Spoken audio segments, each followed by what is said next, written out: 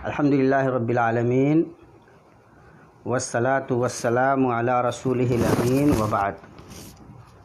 अऊज़ु बिल्लाहि मिनश शैतानिर रजीम। बिस्मिल्लाहिर रहमानिर रहीम। उदु इला सबीलि रब्बिका बिल हिकमा वल मौइज़तिल हसना वजादिलहुम बिल्लती हिय अहसन। मुअज़्ज़ज़ नाज़रीन, हम तमाम लोग लगभग इस न्यूज़ से वाकिफ़ होंगे कि अज़ीम दाई इस्लाम मौलाना कलीम सिद्दीकी साहब को गिरफ़्तार किया गया। मौलाना कलीम सिद्दीकी साहब मारूफ़ हैं। मारूफ़ इसलिए हैं कि वो इस्लाम की दावत गैर मुस्लिम भाइयों तक बहुत सलीक़े से, समझदारी से पहुंचाने की कोशिश करते हैं और अल्लाह तबारक व तआला ने इस मामले में उन्हें मिसाली कामयाबियों से हमकिनार किया है। वो अल्लाह तबारक व तआला की इस दावत को, इस दीन को, अल्लाह तबारक व तआला के इस पैगाम को बहुत सलीक़े से, मोहब्बत से लोगों तक लेकर जाते हैं और अल्लाह तबारक व तआला की मदद शामिल हाल होती है। बहुत से लोगों को अल्लाह तबारक व तआला ने उनके ज़रिए हिदायत भी दी है। ये सारी बातें मारूफ़ हैं, लोग जानते हैं। वो बिल्कुल हिकमत के साथ काम करते हैं, मौइज़े हसना से काम लेते हैं। वो कोई भी ऐसा काम नहीं करते जो गैर अखलाक़ी हो, गैर समाजी हो, गैर दीनी हो और जो हमारे मुल्क के आईन व दस्तूर और कानून के ख़िलाफ़ हो। ये जानने वाली बात है कि हमारे दस्तूर ने, हमारे मुल्क के आईन ने, हमारा जो कॉन्स्टिट्यूशन है उसने हर कम्युनिटी को, हर रिलीजियस कम्युनिटी को ये हक़ दिया है, बुनियादी हक़ हासिल है कि एक आदमी अपने रिलीजन को प्रैक्टिस कर सकता है, अपने मज़हब पे अमल कर सकता है और साथ ही साथ वो पीसफुली, वो अमन व शांति के साथ अपने मज़हब को प्रोपेगेट भी कर सकता है, अपने मज़हब की तबलीग और दावत का काम भी कर सकता है। ये हमारे मुल्क के दस्तूर ने जो इंसानों को बुनियादी हुकूक दिए हैं उनमें ये बात शामिल है कि हम अपने मज़हब पे अमल करेंगे और साथ ही साथ ये हमारा हक़ है कि हम अपने मज़हब की तबलीग भी कर सकते हैं। ये हमारा इख्तियार है। फंडामेंटल राइट्स में ये चीज़ें शामिल हैं। सवाल ये है कि फिर जब ये बुनियादी हक़ है इंसान का, तो उस बुनियाद पे किसी को गिरफ़्तार कैसे किया जा सकता है? फिर क्यों किसी को इस तरह से मजरूह करने की कोशिश की जा सकती है? क्यों ये लांछन लगाया जाता है और टारगेट किया जाता है? इससे पहले उमर गौतम साहब का मामला सामने आया था। वो ख़ुद एक न्यू मुस्लिम है। पहले वो मुसलमान नहीं थे, अल्लाह तबारक तआला ने उनको हिदायत दी, वो फिर मुसलमान हुए और जब वो हक़ उनको मिला तो वो सत्य जो उनको प्राप्त हुआ तो उन्होंने ये प्रयास किया कि जो सत्य उन तक पहुंचा है वो सत्य और दूसरे लोगों तक, भाई बंधु तक भी पहुंचे। हमारा जो मुल्क है उस मुल्क के दस्तूर के मुताबिक ये एक अच्छा काम है, ये कोई बुरा काम नहीं है, ये करने का काम है, अच्छा काम है और इसकी फुल इजाज़त हमें, मुकम्मल परमिशन हासिल है। फिर जो ये हो रहा है, आम तौर पे जब इस तरह की चीज़ें सामने आती है तो हम ये सोचते हैं कि इसका पॉलिटिकल एजेंडा है। भाई यूपी में अभी चूँकि इलेक्शन होना है तो एक जो सांप्रदायिक माहौल बनाया जा सकता है, एक कम्युनल जो फीलिंग को ज़्यादा से ज़्यादा आगे लाया जा सकता है, उसकी खातिर किया जा रहा है। लेकिन हमारे लिए जो सोचने का ज़ाविया होना चाहिए वो ये है कि भाई आखिर जब कभी इलेक्शन होगा तो इलेक्शन तो कहीं ना कहीं, हर जगह, कहीं ना कहीं हमेशा होता रहेगा। मुल्क में मतलब वन नेशन और वन इलेक्शन पॉलिसी नहीं है। कभी राज्यसभा का इलेक्शन होता है, कभी लोकसभा का इलेक्शन होता है, कभी किसी रियासत का इलेक्शन होता है, कभी किसी रियासत का इलेक्शन होता है। रियासतों में भी मुख्तलिफ़ सतह के इलेक्शन, इंतखाबात होते हैं। तो भाई ये सब तो होता ही रहेगा। तो इसका क्या मतलब है कि हमेशा मतलब हमारे लोगों को टारगेट करके और मतलब इलेक्शन जीतने की कोशिश की जाएगी, हमेशा यही रवैया अपनाया जाएगा। शुरू से यही होता भी रहा है। इसको तो बंद होना चाहिए। और होता यह है कि जब भी इस तरह के मामला सामने आते हैं तो हम आपस में ब्लेम गेम शुरू कर देते हैं। अरे उस मौके से आप चुप थे तो अब आपकी बारी आ गई है, फलाने साहब के साथ हुआ था तो आपने कुछ नहीं किया था इसलिए आपके साथ हो रहा है। ये सब बेबुनियाद, गैर ज़रूरी और इंसाफ की बात यह है कि अपने आप को धोखा देने वाली बातें, ऐसी बातें करके हम थोड़ी देर के लिए ये समझते हैं कि हमने अपना काम कर दिया, लेकिन ये नादानी की बातें हैं। करने का काम क्या है? करने का काम ये है कि कई सतहों पे कोशिश करने की ज़रूरत है। पहले तो ये चैलेंज करने की ज़रूरत है कि भाई आप क्यों गिरफ़्तार कर सकते हैं, आपके पास क्या वैलिड रीज़न है, वजह क्या हो सकती है। इसलिए कि कोई आदमी अपने मज़हब को प्रोपेगेट कर रहा है और लोग उसकी बात मान ले रहे हैं, तो ये तो आप खुद दस्तूर के ख़िलाफ़ जा रहे हैं। मुल्क में बहरहाल अदलिया है और अदलिया का दरवाज़ा खटखटाना चाहिए, और उसके लिए ज़रूरी है कि आपको जुर्रत करनी पड़ेगी। हमारी जो तंजीमें हैं, जो अफराद हैं, उनको सामने आना पड़ेगा, लड़ना पड़ेगा। आपको जब इसी सतह पे टारगेट किया जा रहा है कि आप नहीं कर सकते प्रोपेगेट अपने दीन को, अपने मज़हब को फैलाने की कोशिश नहीं कर सकते, तो आपको तो सामने आना पड़ेगा। और ये जब जिस चीज़ की गारंटी आपको आपका दस्तूर देता है, उस बारे में भी अगर आप ढुलमुल यकीनी के शिकार हैं, तो ये बहुत अफसोसनाक बात होगी। तो ये ब्लेम गेम से निकलिए, अदलिया तक हम लोग पहुँचें। और जाहिर है कि अदलिया एक रास्ता है, ये पूरा रास्ता नहीं है। दूसरा रास्ता ये है कि खम ठोक कर खड़े हो जाइए। ये आपको बताना पड़ेगा हुक्मरान तबके को भी, बिरादरान वतन को भी, और तमाम जो हिंदुस्तान के लोग हैं उनको, कि आप अपने उसूलों से समझौता नहीं कर सकते। आपका जो स्टैंड है, आप उस स्टैंड से अलग नहीं हो सकते। आप क्यों अपने मज़हब पे अमल करना या अपने मज़हब को प्रोपेगेट करना, उसकी दावत देना क्यों छोड़ेंगे? क्या आप एक मुसलमान की हैसियत से ये छोड़ सकते हैं? नहीं छोड़ सकते। तो ये बात तो आपको सामने लानी पड़ेगी। ये ढुलमुल यकीनी बहुत ख़तरनाक बात है, ये डरने की कैफियत बहुत अफसोसनाक बात है। ये ब्लेम गेम से काम नहीं चलेगा। हमें बताना पड़ेगा कि भाई हम वो कर रहे हैं जिसका हमें दस्तूर की तरफ से इजाज़त है, और बहैसियत मुसलमान की ये हमारी ज़िम्मेदारी है। हम हक़ पे हैं, हमें अल्लाह तबारक व तआला ने अपने आखिरी दिन से नवाजा है, ये हमारी सआदत है। तो हम ये कोशिश करते हैं कि ये सआदत, ये खुशबख्ती और लोगों तक भी पहुँचे। इसमें कोई बुराई की बात नहीं है, ये कोई जुर्म नहीं है। कलीम सिद्दीकी साहब ने कोई जुर्म नहीं किया है, कोई जुर्म नहीं किया है। तो जब जुर्म ही नहीं किया है, ना अखलाकी एतबार से, ना दीनी एतबार से, ना समाजी एतबार से, और न ही मुल्क के दस्तूर के एतबार से, तो इसका मतलब ये है कि अगर उनको टारगेट किया जा रहा है तो उनका दिफा करना, उनके साथ खड़ा होना बहैसियत हिंदुस्तानी के भी और बहैसियत मुसलमान होने की भी हम तमाम की ज़िम्मेदारी है। ये ब्लेम गेम से निकलिए। अब सोचिए, ये क्या है कि एक कम्युनिटी को टारगेट कर लिया गया, मुसलमानों के बारे में एक इमेज बनाया जाता है, उसको प्रोपेगेट किया जाता है, मुख्तलिफ सतहों से आपके बारे में उल्टी सीधी बातें पहले फैलाई जाती हैं, और फिर आपको आसानी से पकड़ लिया जाता है। उससे होता यह है कि आपकी तरफ से जो रेजिस्टेंस जाना चाहिए, जो मुकावमत, जो मुज़ाहमत हमारी तरफ से होनी चाहिए, वो मुज़ाहमत उस तरह से नहीं होती जिस तरह से होनी चाहिए। तो सामने वाला मुख्तलिफ टीवी चैनलों पे बैठ करके आपके ख़िलाफ़ उल्टी सीधी बातें करने वाला भी आज़ाद है, उसको कोई डर नहीं है। आप कभी उसके ख़िलाफ़ कोई एक्शन लेते नहीं हैं, लेने के बारे में सोचते ही नहीं हैं। तो जब तक आप स्टैंड नहीं करेंगे, जब तक आप इसके लिए तैयार नहीं होंगे, और जब तक थोड़ी बहुत कुर्बानियों से नहीं गुजरेंगे, ये काम नहीं होगा। देखिए, विपरीत जो सिचुएशन होती है, सूरत हाल होती है, जब वो एबनॉर्मल सिचुएशंस हों, जब सूरत हाल यकसा नहीं हो, नॉर्मल हालात नहीं हो, तो वैसी सूरत में मिल्लतों को, अफराद को और कौमों को अपनी क़ुव्वत दिखलानी पड़ती है। हमें सबको याद होगा कि जब हिंदुस्तान की आज़ादी की कोशिश हो रही थी, जब, तो वो जाहिर है कि सूरत हाल नाजुक थी। आप देखिए कि सारी क़ुव्वतें झोंक दी गईं, और जब वो सारी क़ुव्वतें हम मुसलमानों ने भी हर सतह पे झोंकी, तो ये मुल्क आज़ाद हुआ। हमारे खून पे ये मुल्क आज़ाद हुआ है, हमारी कोशिशों से। हम जब लीड कर रहे थे, हर सतह पे थे, तो हमने उस वक्त जितनी कोशिशें हो सकती थी वो लगा दी थी, क्योंकि सूरत हाल का तकाजा वही था।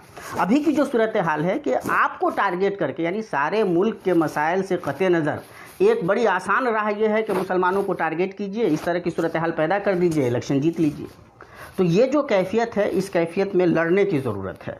ये मतलब खामोश रहने का वक्त नहीं है। ये बहुत अजीब बात है कि जो आदमी बग़ैर किसी किस्म की सूरत हाल ख़राब किए हुए नहायत समझदारी से अपनी बातें लोगों तक रख रहा है, नहायत पीसफुली अंदाज में अपने मुल्क के दस्तूर के मुताबिक काम कर रहा है, कहीं उस पर किसी किस्म का कोई ब्लेम कभी नहीं रहा है, उसने कभी मुल्क के हालात को ख़राब करने की कभी कोशिश नहीं की है, लोगों से उसके मरासिम बहुत अच्छे हैं, वो लोगों के बीच प्यार मोहब्बत स्नेह को बाँट रहा है, ऐसे आदमी को टारगेट किया जाता है सिर्फ इसलिए कि एक पॉलिटिकल जो सिचुएशन है उसको ज़्यादा से ज़्यादा, उस एटमॉस्फेयर को ज़्यादा से ज़्यादा हीटेड बनाया जाए, ज़्यादा से ज़्यादा गर्मी पैदा की जाए और उससे इलेक्शन आसानी से जीत लिया जाए।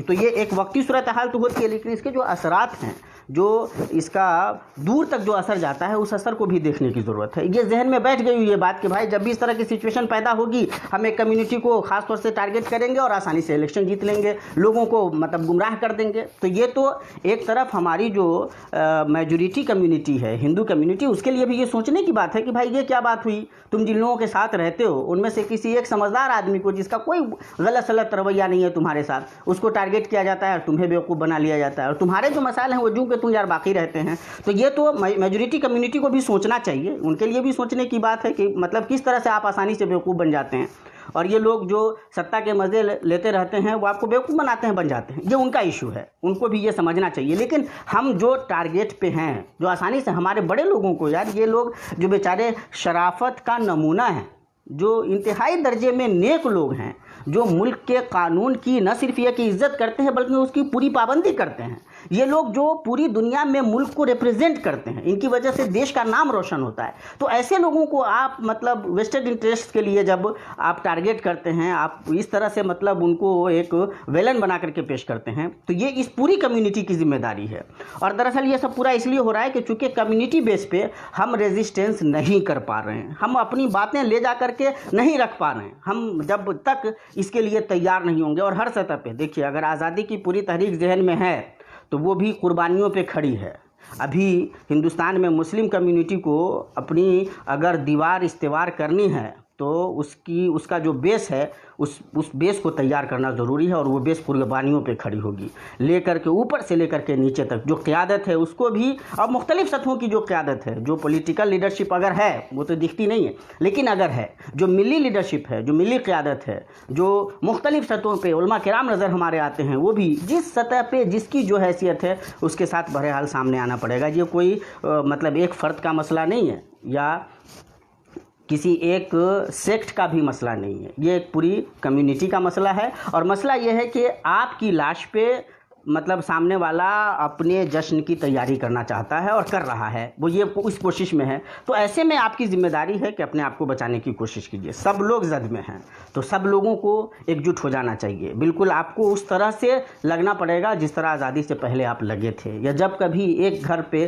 कोई हमला करता है तो घर के तमाम अफराद इकट्ठे हो जाते हैं कि मुकाबला करना है, उस कैफियत में हम लोग हैं। हम ये तुम्हारा मसला है और तुम्हारा मसला है ये कह करके काम नहीं चलेगा। इसी के साथ हम उन लोगों को भी याद दिलाना चाहते हैं जिनकी जो शनाख्त है वो मजहबी नहीं है, जो अपने आप को सेकुलर समझते हैं या बहुत लिबरल टाइप लोग हैं, उनको भी ये बात याद रखने की है कि देखिए ये चिंगारी जब आगे बढ़ेगी तो आपको नहीं बख्शा जाएगा। मुझे याद आता है कि एक मौके से जब मुंबई में एक मौके से उनको शबाना आज़मी ने शिकायत की कि उनके भांजे को या भतीजे को रेंट पे घर नहीं मिल रहा था। क्यों? इसलिए कि वो मुसलमान हैं। आप अंदाज़ा लगाइए कि जिनको रेंट पे घर नहीं मिल रहा है वो शबाना आज़मी के भांजा या भतीजा थे, जो भी थे बहरहाल। और आप हम में से हर लोग लगभग वाकिफ़ होंगे कि शबाना आज़मी हो तब, जावेद अख्तर साहब हो तब, कैफ़ी आज़मी साहब हो तब, ये जो लोग हैं वो उस तरह से मजहबी नहीं रहे हैं, उनकी शनाख्त दीनी मजहबी नहीं रही है, और ये ख़ुद भी वो मतलब उस शनाख्त के कायल नहीं रहे हैं। जावेद अख्तर तो खैर बहुत क्लियर रहे हैं। तो ये लोग भी ऐसा नहीं है कि ज़द पे नहीं आएंगे। अगर ये सूरत हाल ख़राब होती है तो ज़द पे सारे के सारे लोग आएंगे। इस ज़द से बचने के लिए ये ज़रूरी है कि हर सतह पे लोग इस जुल्म के ख़िलाफ़ खड़े हो जाएं। अगर नहीं खड़े होंगे और इसको इसी तरह से ब्लेम गेम समझ रहे हैं तो आप यकीन जानें कि हम तमाम की बारी आने वाली है, और ये बहुत ही ख़तरनाक बात है। दरअसल हमें ज़ाती तौर पे ये बात नहीं समझ में आती कि हमारी क़यादत अगर आरएसएस के बुलाने पे, उनकी दावत पे उनसे बात करने जा सकती है और जाना चाहिए, और इसमें कोई बुरी बात भी नहीं है भाई। जब मसाइल हैं तो गुफ्तगू के ज़रिए बहुत सारे मसाइल का हल निकलता है। तो जब इस तरह के मौक़े सामने आते हैं कि हमारी कम्युनिटी को टारगेट किया जाता है तो हमारी क़यादत आखिर आरएसएस वगैरह की क़यादत को क्यों नहीं बुलाती, उनसे क्यों बात नहीं करती, वो हुकूमत के सामने क्यों जा कर के ये बात नहीं पेश करती, आखिर ये वावेला मचता क्यों नहीं है, हम ये बात रखने में क्यों असफल नज़र आते हैं, क्यों हमें डर क्यों लगता है, आखिर डरने की क्या ज़रूरत है। ये समझना पड़ेगा, ये आपके वजूद की लड़ाई का मसला है। और हम अपनी तारीख के नाजुक तरीन मरहले से गुजर रहे हैं। हमको टारगेट करके सब कुछ करने की कोशिश हो रही है और हम ये समझ रहे हैं कि नहीं ये एक फ़र्द का मसला है। आप यकीन जानें कि कलीम सिद्दीकी साहब का मसला किसी एक फ़र्द का मसला नहीं है। ये एक फंडामेंटल राइट को छीनने की कोशिश है और आपको धमकाने की कोशिश है, डराने की कोशिश है। ठीक है कि इसका कोई पॉलिटिकल कनोटेशन ये हो सकता है कि वहाँ अभी इलेक्शन होने वाला है, लेकिन मैं ये कह रहा हूँ कि इलेक्शन कब कहाँ नहीं होता है भाई। पूरे हिंदुस्तान में कभी ना कभी कहीं ना कहीं इलेक्शन होते रहेगा।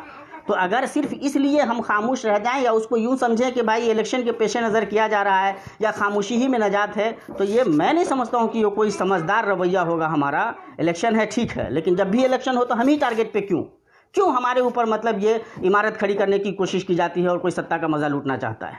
इसके लिए हमें बहरहाल स्ट्रेटजी तय करने की ज़रूरत है, सामने आने की ज़रूरत है, कुर्बानी देने की ज़रूरत है, खड़े होने की ज़रूरत है, आंखों में आंखें डालने की ज़रूरत है। डर और खौफ के इस माहौल में अगर हम यूं ही रहे तो आप यकीन जानें कि ये काम बनने वाला नहीं है। ये कोई होता है, चलो अगर कोई किसी ने गलत किया हुआ होता, कोई मतलब आप एक ऐसे फ़र्द को पकड़ते हैं जिसने कोई जुर्म किया है, जिसने मुल्क से बगावत की है।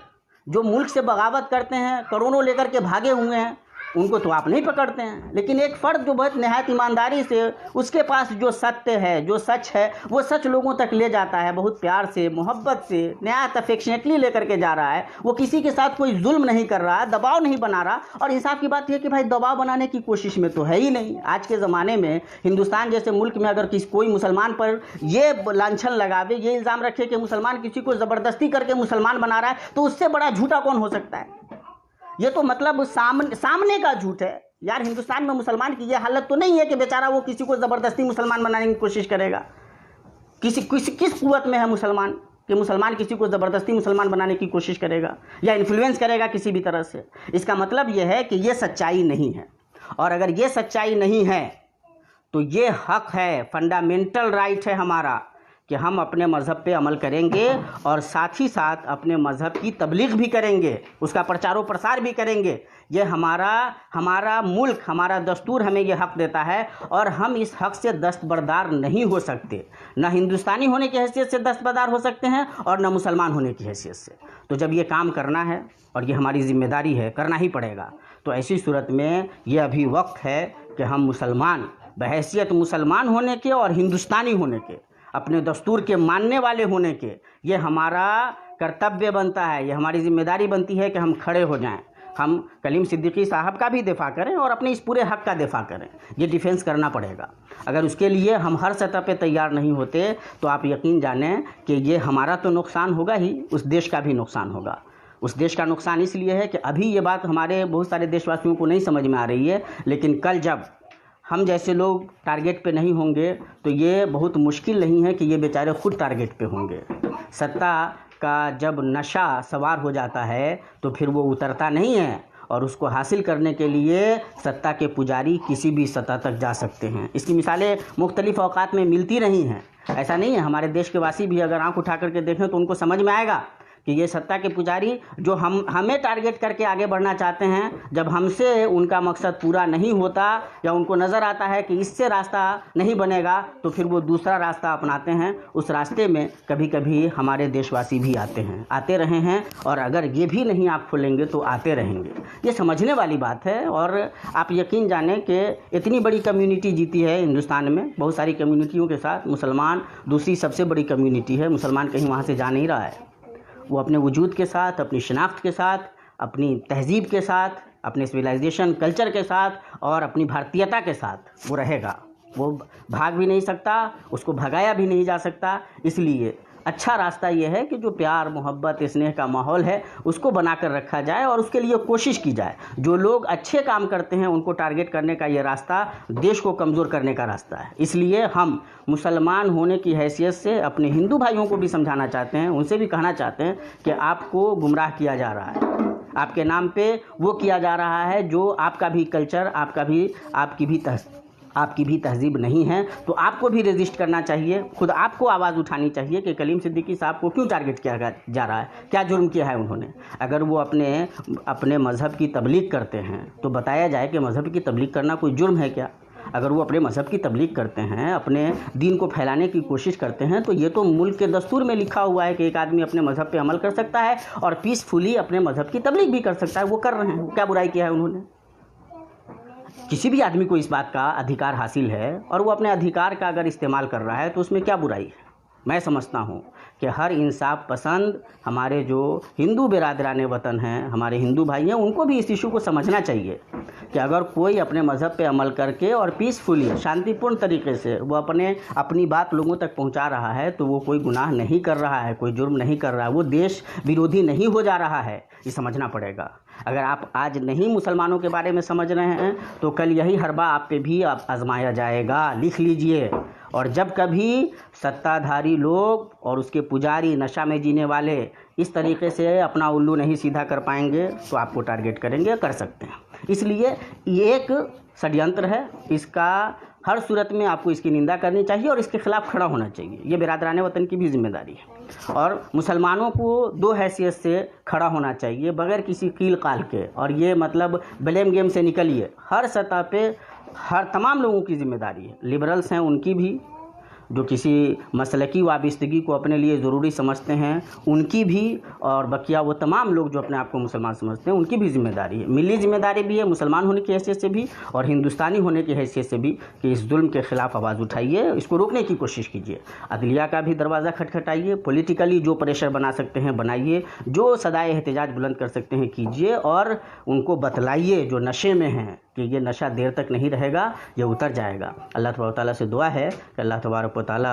हमें इन हकीकतों को समझने की तौफीक अता फ़रमाए और हमें वो कुछ करने की तौफीक दे जिससे हिंदुस्तान में मुसलमानों की हिफाजत हो, इस्लाम की हिफाजत हो, हमारे देश भारत की हिफाजत हो और वो तमाम लोग, अल्लाह तबारक व तआला उन तमाम लोगों को नाकाम व नामुराद करे जो मुसलमानों के बारे में बुरा सोचते हैं, इस्लाम के बारे में बुरा सोचते हैं और जो हमारे देश के बारे में बुरा सोचते हैं। वमा अलैना इल्लल बलाग। अस्सलामु अलैकुम व रहमतुल्लाहि व बरकातुहू।